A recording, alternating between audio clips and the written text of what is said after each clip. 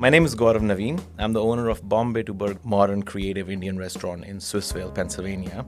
I've been a chef for almost 24 years. Growing up in like 80s and 90s, men cooking in Indian household was somewhat of a taboo. It was mostly homemakers, wives, mothers. Contrary to our household, my dad was very involved on a Sunday, only on a Sunday. So he thought Sunday is his day where he would take over the entire kitchen with me and my brother, and we would make tons of mess, and he would make these creative dishes which out of nowhere. My dad was a doctor, so he had no idea of cooking either. So just putting things together, sometimes raw, sometimes undercooked, sometimes oversalted, sometimes just it didn't work out, so we didn't have dinner. So it was a little funny family time which I have very fond memories of. So kind of that put me in a mindset growing up, seeing this thing on every Sunday, somewhere laid the foundation of me becoming a chef, I think.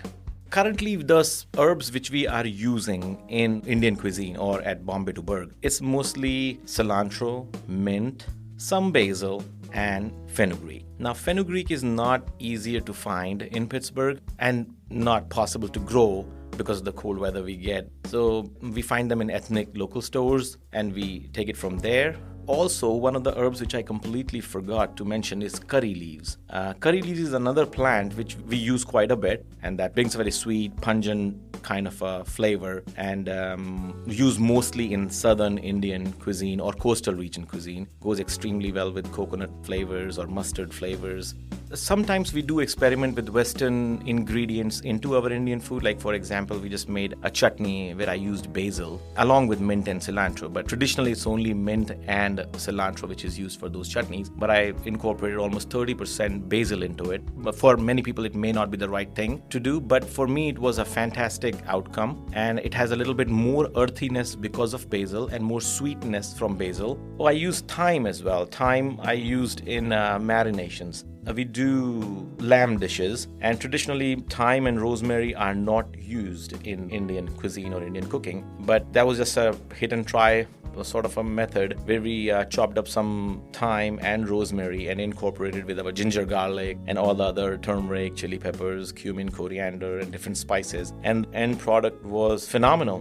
There's a lot of good Indian restaurants are popping up in different cities and places. But my personal goal is to focus more on current Indian cuisine. Sometimes I feel that we are, as Indian restaurants, are still in that 80s and 90s kind of dishes which made the Indian restaurant so popular in Western world or different parts of the world. So Indian food has completely transformed in India. It has becoming much more healthier, less spicier. They're using more grains and trying to cut down on wheat and ghee and frying things. So they are transforming a little bit into more modern, healthier, still sticking very strongly to their roots of different flavor profiles. That's something which I want to incorporate in Bombay to Burgh in coming years. Initially, it was important to build that faith with our guests that we do things right. So we had to rely heavily on dishes which the guests already knew from other Indian restaurants.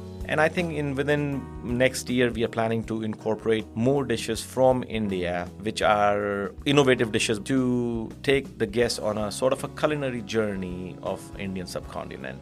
All flavoring spices have an undertone of heat as well. Like cinnamon has that flavor of its own flavor, but it does have a spice to it. Cloves have that flavor, but it does have a little heat to it as well. So don't be afraid of trying heat, and don't compromise your flavors just because you don't eat hot food. That's what I would tell anybody who is looking for more flavor in their dish or in their dining habits or eating habits.